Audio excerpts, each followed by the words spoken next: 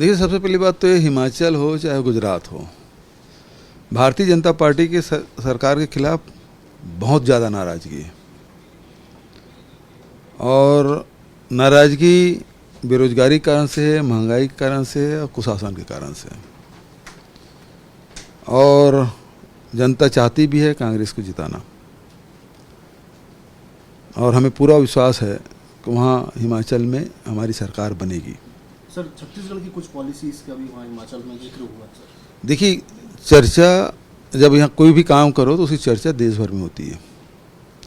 चाहे राजीव गांधी किसान न्याय योजना का हो, चाहे गोधन न्याय योजना का हो, चाहे भूमि श्रमिक न्याय योजना का हो, चाहे स्वामी आत्मानंद अंग्रेजी माध्यम स्कूल की बात हो, चाहे सार्वभौम सार्वजनिक वितरण प्रणाली की बात हो, चाहे लघु उपज खरीदी की बात हो, चाहे फॉरेस्ट राइट एक्ट के तहत पट्टा देने की बात हो, पेशा नियम बनाने की बात हो, सबकी चर्चा होती है। तो वो चर्चा वहाँ भी पहुँची है। आखिर इस महंगाई से कैसे निपटा जाए, क्योंकि गांव में जो लोग रहे हैं वो खेती भी करते हैं, वहाँ बागवान भी हैं, सेब उत्पादक भी हैं, लेकिन जिस प्रकार से भारत सरकार और हिमाचल प्रदेश की सरकार ने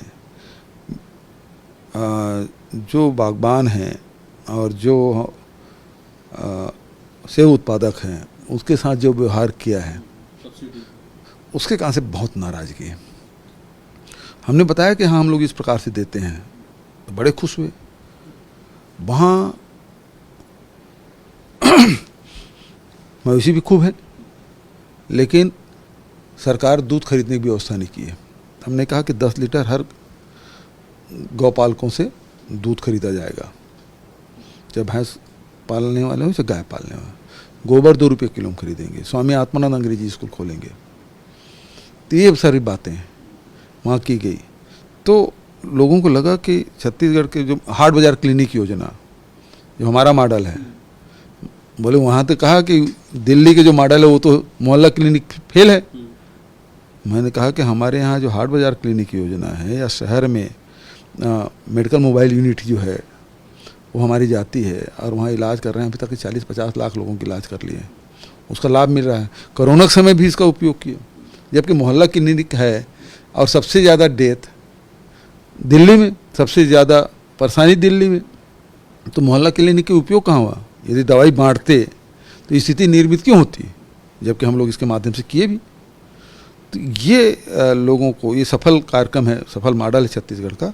तो उस हमारे जो कार्यक्रम है बहुत सारे वहाँ के घोषणा पत्र में शामिल किया गया। वहाँ के लोग मान रहे हैं कि कांग्रेस वर्सेस बीजेपी होना है, और मोहल्ला क्लिनिक तो एकदम, और उसी साथ OPS old pension scheme Chhattisgarh में, राजस्थान में, झारखंड में लागू कर दिया गया, दिल्ली में नहीं किया। सर, हिमाचल की तो डेट आ गई, गुजरात की डेट अभी तक? गुजरात की डेट मैं समझता हूँ कि आना चाहिए, एक साथ करना चाहिए था, लेकिन नहीं किए। लेकिन कितने दिन तक रोकेंगे, वो भी डेट आएगी। तो मतलब इस बीच कुछ प्लानिंग हो? और गुजरात भी हम लोग जाएंगे। गुजरात अभी आज राजस्थान के मुख्यमंत्री गए हुए हैं, और लगातार हमारे लोग काम कर रहे हैं, बिल्कुल ग्राउंड लेवल पे काम कर रहे हैं। और वहाँ भी हमारे दिल्ली के मुख्यमंत्री जी पहुँचे हुए हैं। तो ये तो भारतीय जनता पार्टी की बी टीम है।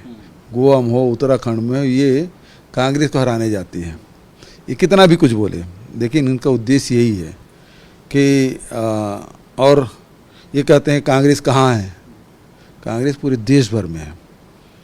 और भारतीय जो आम आदमी पार्टी है वो आम आदमी पार्टी नहीं है, एक ख़ास आदमी पार्टी है। भले वो ढीला ढाला कुर्ता पैजामा पैंट पहन ले, लेकिन वो ख़ास आदमी की पार्टी है। तो बीजेपी की खास पार्टी, बीजेपी की भी टीम है। सर, लेकिन केजरीवाल जी तो बोलते हैं कि मनीष सिसोदिया को सीबीआई का सामान आ गया, और इसमें गोपाल इटालिया उनके जो प्रदेश अध्यक्ष थे गुजरात के, गोपाल इटालिया ने जो बात कही है जातिगत टिप्पणी की, न गुजरात वो बर्दाश्त करेगा, न हमारा देश बर्दाश्त करेगा। और दूसरी बात, प्रधानमंत्री की माँ के बारे में टिप्पणी की। माँ तो माँ होती है, चाहे किसी की माँ। माता कभी कुमाता नहीं होती। बेटा होता है, वो पूत है, वो कपूत हो सकता है, लेकिन माँ कभी कुमाता नहीं होती। और माँ के बारे में टिप्पणी की, वो 100 साल की महिला जिसे राजनीति से कोई लेना देना नहीं, उसके बारे में टिप्पणी करी। कांग्रेस पार्टी इसकी निंदा करती है।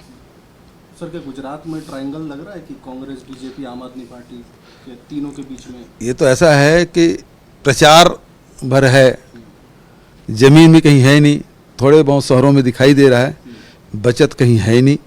लड़ाई तो कांग्रेस और भारतीय जनता पार्टी के बीच होगी। और इस समय जो बदलाव है, बदलाव की बयार गुजरात में भी है।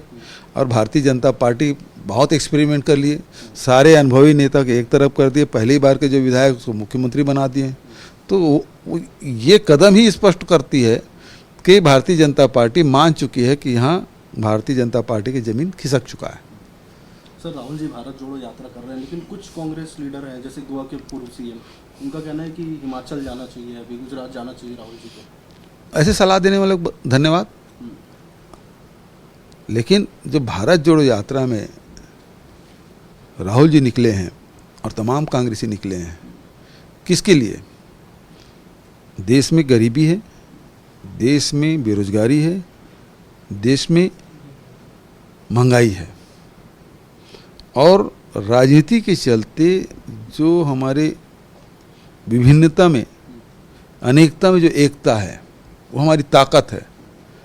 और इसलिए सब समाज को जोड़ना, जाति को जोड़ना, धर्म के लोगों को जोड़ना, विभिन्न प्रांत के लोगों को जोड़ना, एक सूत्र में बंधे रहें।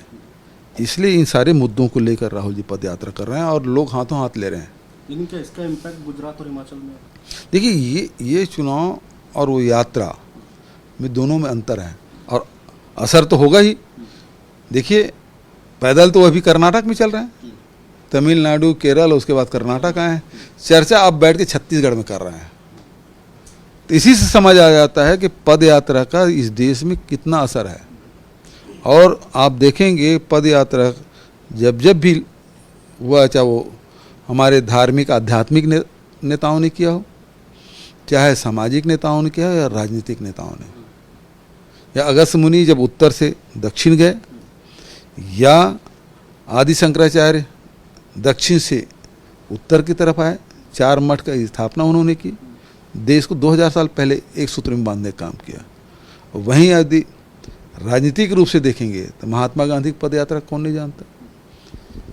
यदि आध्यात्मिक नेता के रूप में हम स्वामी विवेकानंद को मानते हैं, तो उन्होंने देश में 12 साल पदयात्रा की, और वहीं कन्याकुमारी से वो चल के शिकागो पहुँचे, जिन्होंने पूरे दुनिया में भारत का माथा ऊंचा किया।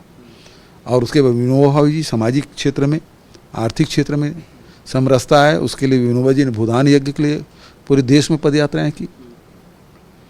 आज राहुल जी इस पवित्र उद्देश्य को लेकर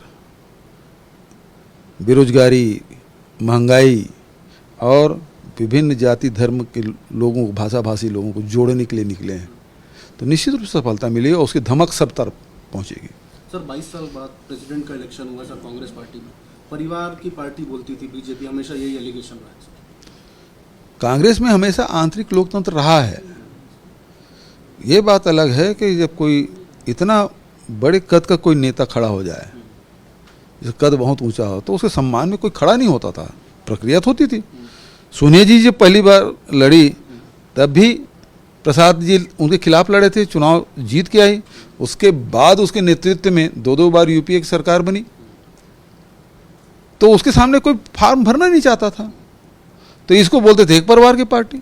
आज गांधी परिवार ने कहा हम चुनाव नहीं, हमारे परिवार से कोई चुनाव नहीं लड़ेगा। चुनाव हुआ, आज मतदान हो गया, रिजल्ट 2 दिन बाद आएगा। लेकिन ये बताएं, भारतीय जनता पार्टी, नड्डा साहब दोबारा अध्यक्ष बन गए, किस आधार पर बन गए? क्या 2 लोगों ने चुन लिया और भारतीय जनता पार्टी सब चुप? वो चुनाव प्रक्रिया कब चालू किए थे जिसमें नड्डा साहब दोबारा बन गए? सवाल तो इस बात का, आंतरिक लोकतंत्र उस पार्टी में नहीं है। भारतीय जनता पार्टी में से 2 लोग चला रहे हैं, सीधी सी बात है। नड्डा साहब को कौन चुना? सवाल तो यही। नमस्कार, मैं हूं मानक गुप्ता। अगर आपको हमारा ये वीडियो पसंद आया हो तो इसे लाइक और शेयर जरूर करें और हाँ, हमें सब्सक्राइब और फॉलो करना ना भूलें ताकि आप देश और दुनिया की कोई खबर मिस ना करें। तो जुड़े रहिए हमारे साथ और देखते रहिए News 24।